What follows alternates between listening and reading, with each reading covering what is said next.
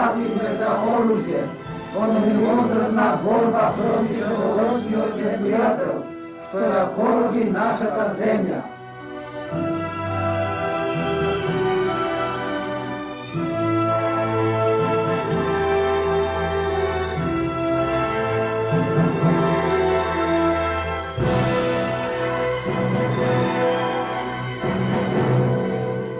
Народно-ослободителното движење во Македонија во 1942 година зеде широки размери, како по форма, така и по масовност. Тоа се однесува и на Скопје и Скопско. Во градот и во селата беа организирани и дејствуваа голем број келии на Комунистичката партија на Југославија, по бранши и по маала. Така што организацијата на Комунистичката партија на Југославија во Скопје и на Скојот беа во состојба да одговорат на многобројните и разновидни задачи. Месниот комитет на Комунистичката партија на Југославија во Скопје ја имаше предвид еднаш усвоената линија за вооружена борба од една и антифашистичкото расположение и готовноста за борба кај пошироките организирани и други патриотски антифашистички сили од друга страна, па во втората половина на јануари 1942 година формира местен воен штаб. Во состав на штабот влегоа Киро Георгиевски Дејан, началник на штабот, Даре Джамбас и Цана Јовановски Парто, како представник на местниот комитет на Комунистичката партија на Југославија. Штабот имаше задача да ги спроведува подготовките за формирање партизански одреди. Еден од првите чекори во тие подготовки беше тој, кога местниот комитет и местниот воен штаб испратиле група активисти на Качанички терен, каде одржан состанок со Александар Урдаревски и Дане Крапчев, кои дотогаш политички работеле во селата и околијата на Урошевац.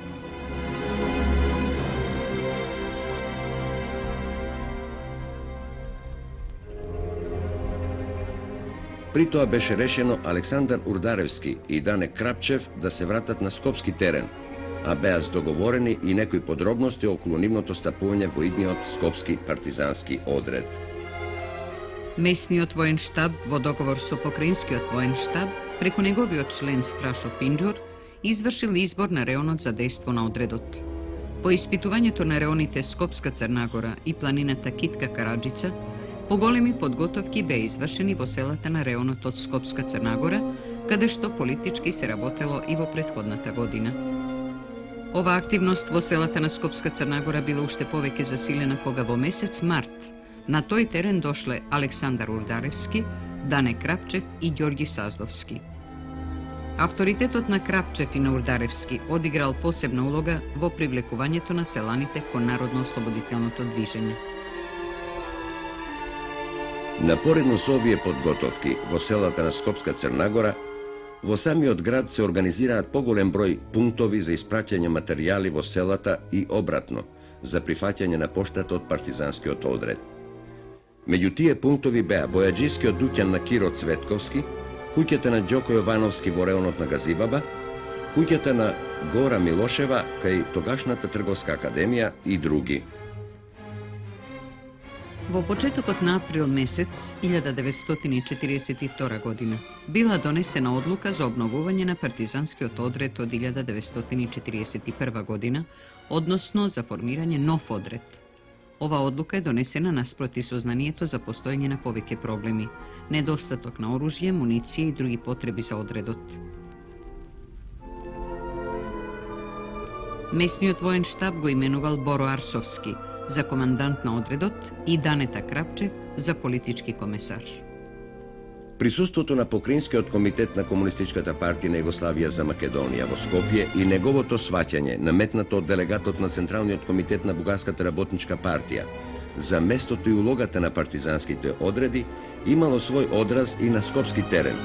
Партизанскиот одред да дејствува со ограничена активност, да подготвува бази, да одржува политички собери, односно да развива пред се политичка дејност и слично. Наспроти, постојните упатства од Централниот комитет на Комунистичката партија на Југославија и од Врховниот штаб на Народно-ослободителната војска и партизанските одреди на Југославија за развивање на вооружена партизанска дејност. На 17. април 1942 година, од вкупниот број предвидени лица кои требале да стапат во партизанскиот одред, на зборното место кај фабриката за керамиди на периферијата на Скопје се прибрале 7. Раде Јовчевски, Трајко Стојков, Кемал Сейфула, Споменка Шикич, Коце Златевски, Димче Кралевски и Боро Арсовски. Истата ноќ, предводени од Бранко Урдаревски, тие пристигнале во близината на селото Чучер, каде што се сретнале со борците вратени од качаничкиот терен, Александар Урдаревски, Дане Крапчев и Ѓорги Саздовски.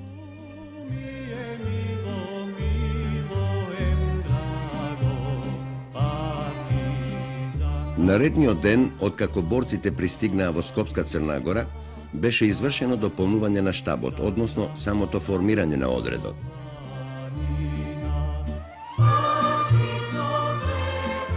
За заменик на командантот на одредот беше избран Александар Урдаревски, за заменик на политичкиот комесар Раде Јовчевски, а за одговорен по снабдување Коце Златевски. Вака организиран, одредот, иако малоброен и замислен како јадро за еден поголем партизански одред, пристапил кон реализирање на поставените задачи во мошни тешки услови. Во очекувањето на воената опрема што требало да биде испратена од градот, одредот се задржал кусо време во реонот на селото Чучер, во местноста Бошково Трло, а потоа, по наредба на местниот воен штаб, навлегол под длабоко во планината и се улогорил на местноста Рамно. Но и ова место на невооружениот одред не му пружало достатна безбедност, па затоа бил преземен марш до Лучка река. Тука борците ископале неколку земјанки за престој и за магацински простор. Во логорот веднаш се започнало со политичка работа и подготовка за продирање во селата пред се на политички план. Најголем успех во оваа насока е постигнат во селото Бродец. Во почетокот на мај, во договор со активистите од селото, одредот влегол в село и одржал политички собир. На собирот прв зборуваше Дане Крапчев, кој им ги објаснил на селаните политичките прилики и воената ситуација кај нас и во светот. Потоа Боро Арсовски ги разјаснил целите и задачите на Народно-ослободителната војна и револуцијата, на востанието во другите краишта на Југославија и ги одбележал до тогашните резултати во борбата против окупаторите. На собирот зборувал и Александар Урдаревски, кој ги повикал селаните да се вклучат во Народно-ослободителното движење. По овој собир селото Бродец станува главно упориште на партизанскиот одред. Од симпатизерите одредот добил 2 пушки и поголеми количества муниција.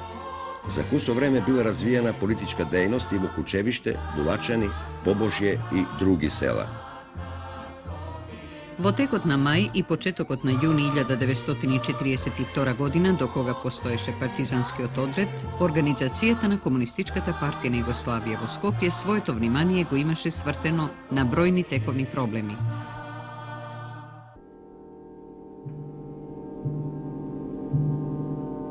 На крајот на април и почетокот на мај беше изведено судење на припадниците на првиот скопски партизански одред. Од друга страна, членови на местниот комитет беа активно вклучени во борбата против мешањето на Бугарската работничка партија во работата на Баневиот покраински комитет, што заврши кон крајот на мај 1942 година со формирањето на привремен покраински комитет. Но уште сето тоа не беше стигнато, во рацете на полицијата падна секретарот на местниот комитет Цветан Димов. Тие денови полицијата продре во Организацијата на Комунистичката партија на Југославија и затвори повеќемина членови и антифашисти. Сето ова, како и други моменти, влијаеа одредот не само бројно да не нарасне, туку некои негови борци беа повлечени на партиска работа во Скопје, а други, поради болест, се вратија во градот, па во средината на јуни од составот на одредот останаа само Александар Урдаревски и Дане Крапчев, кој премина во реонот на селото Бинач. Привремениот покраински комитет и главниот штаб на Народно-ослободителните партизански одреди на Македонија презедоа нови мерки за развивање на вооружената борба. На теренот на Скопје и Скопско, новите мерки покрај другото најдоа одраз во настојувањето за обновување на Скопскиот партизански одред.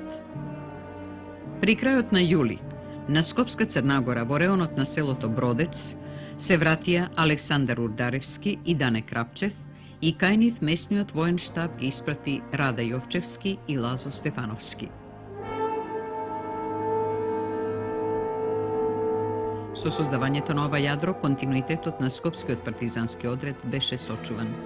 Задржувајќи се во база близу село Бродец, партизанската група со политичка работа ги опфаќа скоро сите села во подножието на Скопска Црна Гора.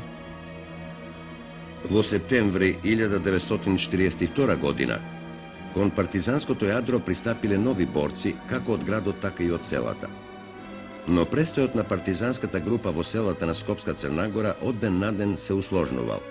Полицијата со органите на општинската власт успева да организира заседи и да го гони одредот.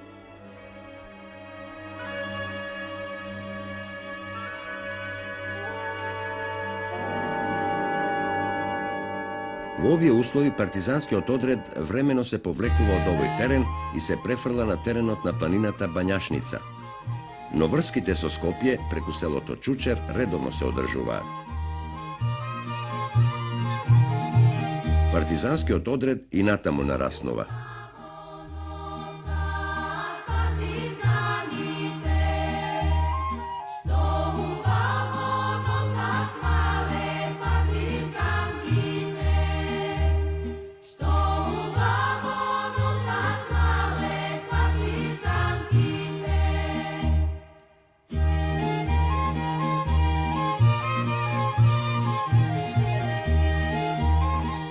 За организационото и политичко издигнување на одредот, како и за политичката работа кај народот, од значење е стапувањето во одредот на Веселинка Малинска, секретар на Месниот комитет на Скопје.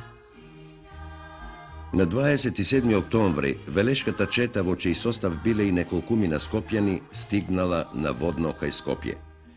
При тоа во Скопје, за врска со Месниот воен штаб биле упатени едно по друго Благој Давков, Љубо Здравковски Орлов, кој бил ранет во Велешко, Боро Петрушевски и Боте Боцевски. И покрај сите настојувања, Велешката чета не добила врска и се вратила на Велешки терен, со што планот за спојување со Скопскиот одред пропаднал.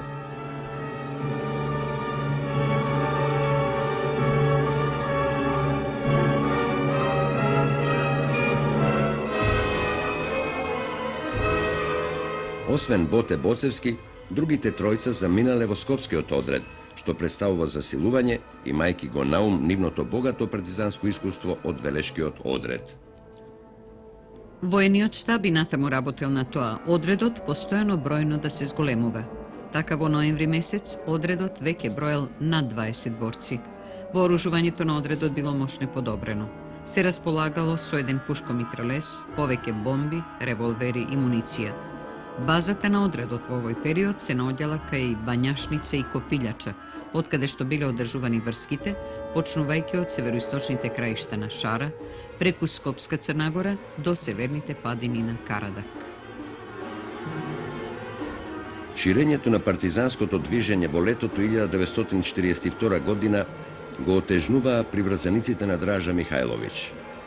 Но четниците биле набргу демаскирани пред народот.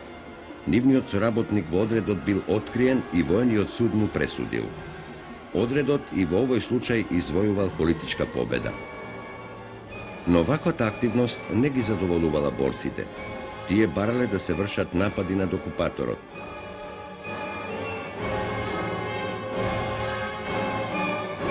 Таква активност од одредот барал и Месниот воен штаб.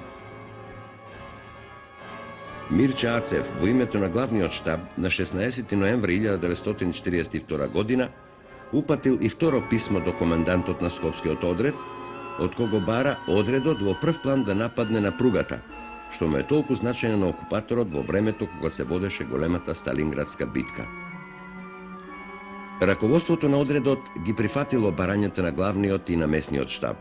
Било одлучено да биде извршен напад на воен германски транспортен воз на линијата Скопје-Куманово, меѓу станиците Делјадровци и Романовце. Акцијата е изведена на 28 спроти 29 ноември 1942 година. Еден дел од борците беше на обезбедување, а другите работеа на отштрафување на шините. Поради неквалитетниот материјал од кој бил направен алатот, работата бавно се одвивала. Од тие причини било решено да се постави експлозив. Меѓутоа возот поминал, но до експлозија не дошло. Раководството на одредот ги согледало недостатоците во подготовката на акцијата и недоволната обученост на борците за ракување со експлозив. По неуспешната акција, одредот се засолнил во селото Делјадровци, а по еден ден во манастирот Матејче. И покрај тоа што игуменот на манастирот им дал на борците храна, 5 пушки и муниција, тој сепак ја известил полицијата. Додека борците се одмарале, на 30 ноември многубројна полиција, користејќи ја маглата, се приближила од сите страни кон манастирот.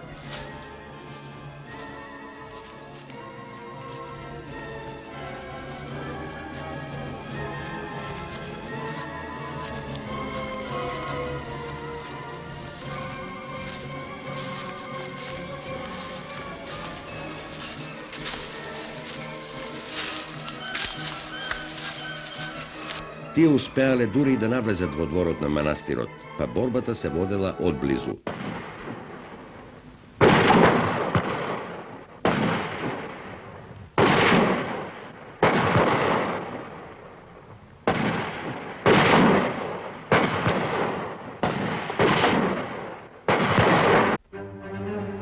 Иако непријателот бил надмоќен во луѓе и оружје, не успеал да ја постигне целта, а наспроти тоа имал еден убиен и повеќемина ранети. По оваа борба одредот се прибрал во една поранешна база кај село Бродец, но наскоро преминал во манастирот Благовештение на целата Горњани и Бањани. Тука одредот престојува околу една седмица. За тоа време биле воспоставени врски со околните села, а Веселинка Малинска со техниката заминала во село Танушевци. Меѓутоа во ова време бугарската полиција и контрачетници го следат движењето на одредот. На 12 декември над 60 полицајци и контрачетници го блокираат манастирот. Борците биле изненадени, но брзо ја прифатиле борбата. Особено остра борба се водела кај двете манастирски врати. Војкот на пукотниците и трескотот на бомбите, борците се повлекле преку западниот дел на манастирскиот двор.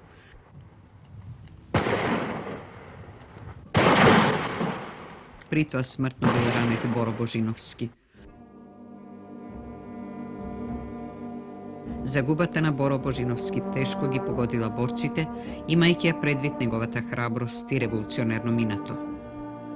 Како одмазда за неуспехот, полицијата и контрачетниците го масакрирале телото на Боро Божиновски, го запалиле манастирот и извршиле масовни претепувања и затворање на населението од блиските села, а ги уништиле и сите можни заклони на партизаните во тие зимски услови. Во зимските временски услови од една и засилената активност на окупаторот од друга страна, станало актуелно прашањето за обстанок на одредот. На крајот на декември 1942 година, во Скопје биле повикани командантот и заменик политичкиот комесар на одредот, кога Добривој Радосавлевиќ, инструктор на Централниот комитет на Комунистичката партија на Југославија, им ја соопштил на 20 борци одлуката за спојување на Скопскиот одред со Косовскиот, кој бил во формирање, како и планот за дејствување во една крупна партизанска единица. За реализација на поставената задача, одредот се поделил на 3 групи. Првата група преку Бинач и Витина воспоставила врска со областниот комитет на Комунистичката партија на Југославија за Косово и Метохија и на 5 јануари 1943 година пристигнала во село Грболе, каде што бил сместен областниот комитет. Тука биле договорени подробностите за формирање на Скопско-Косовскиот одред.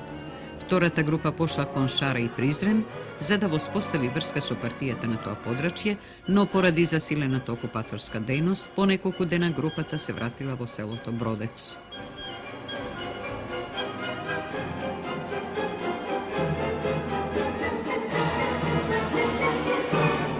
Третата група имала задача да остане на терен и да ја дочека врската со првата група.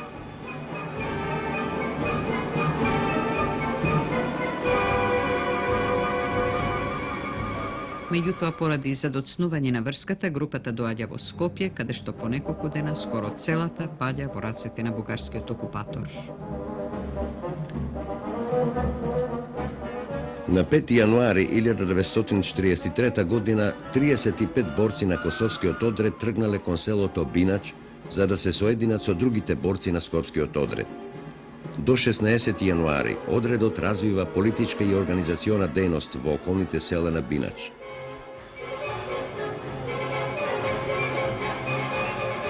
Потоа одредот тргнал на марш кон селото Бродец. Меѓутоа, неговото движење било откриено и во местото Зелен песок се развила жестока борба. Сепак одредот преку Танушевци го продолжил движењето кон селото Бродец, во чиј реон останал на логорување. На 21 јануари кон новиот одред се приклучили и другите борци на Скопскиот одред, со што официјално е извршено спојување на двата одреда. Наредниот ден сите борци положиле партизанска заклетва. Врз база на претходен договор бил определен штабот на одредот, во чиј состав влегоа како командант Александар Урдаревски, заменик командант и инструктор Петар Брајовиќ, политички комесар Војо Лакчевиќ и заменик на политичкиот комесар Раде Јовчевски. Одредот бил поделен на 3 чети, а бил вооружен со 3 пушкомитралези, 30 пушки, со револвери, со 10 бомби, експлозивен материјал и друго. Во дискусијата околу тоа на кое подрачје сега да дејствува одредот, преовладало мислењето дека одредот треба да ја премине окупаторската бугарско-италијанска граница и да дејствува на Косово. На 25 јануари 1943 година одредот презел марш преку Танушевци, Бинач, Танкосиќ до селото Софтовиќ. На состанокот на областниот комитет на Комунистичката партија на Југославија за Косово и Метохија и штабот на одредот било одлучено одредот пак да се врати на Скопска Црна Гора. На пат за Скопска Црна Гора, ноќта помеѓу 28 и 29 јануари, одредот залогорел кај селото Бинач. Меѓутоа, тој бил предаден на бугарскиот окупатор, чија војска, полиција и контрачети го опколиле одредот и отвориле оган врз заспаните борци.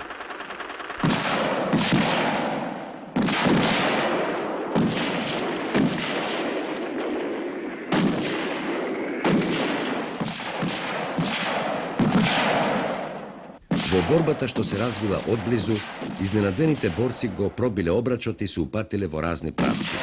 Едни од нив со Александар Урдаревски на чело се упатиле кон селото Грболе, кај Урошевац. Во селото Грболе пристигнала и друга група, предводена од Петар Брајовиќ. Трета група борци со Дане Крапчев, откако не воспоставила врска со останатите групи, се вратила на теренот на Скопска Црна Гора.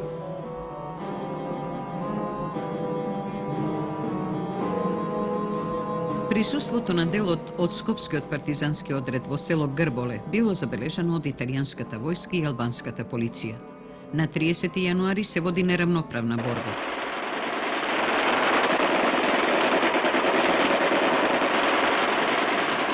Борците, по повеќе часовниот судир, успеале во мракот да го пробијат обрачот. Окупаторот во Грболе и во другите села извршил масакр над населението.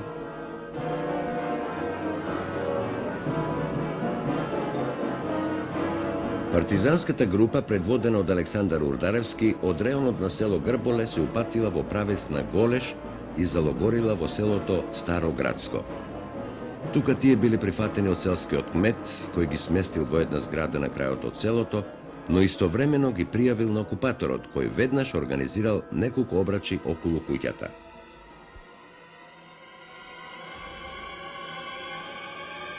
Утредента на 1 февруари 1943 година врз борците бил истурен оган од митралези и пушки.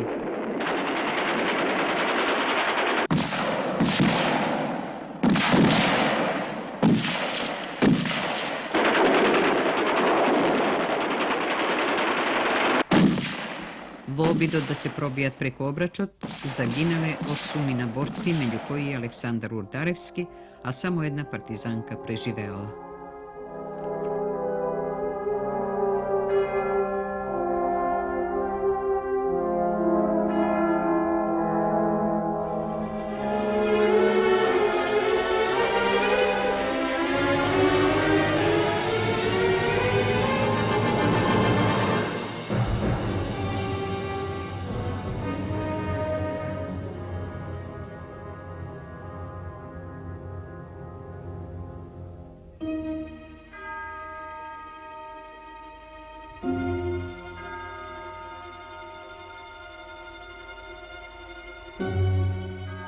По оваа борба, другиот дел од борците што се прибрале кај селото Врело, го поставиле прашањето што понатаму.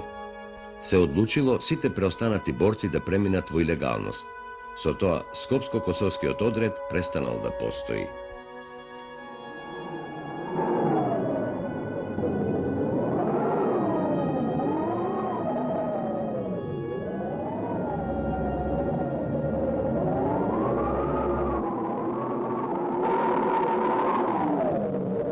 Одредовите на загинатите борци на одредот Александар Урдаревски и Раде Јовчевски се прогласени за народни херои на Југославија. Скопскиот партизански одред во 1942 година действуваше во 3 формацијски состави. Првиот април-јуни, вториот јули-декември 1942 година и третиот јануари-февруари 1943 година. Според тоа, континуитетот на вооружената борба не беше прекинат. Одредот действуваше на подрачја населени со македонци, срби и албанци и насекаде наидувал на прием. Со политичка работа и низ борба било создавано братството меѓу овие народи и народности и единството во една нова, ослободена Југославија.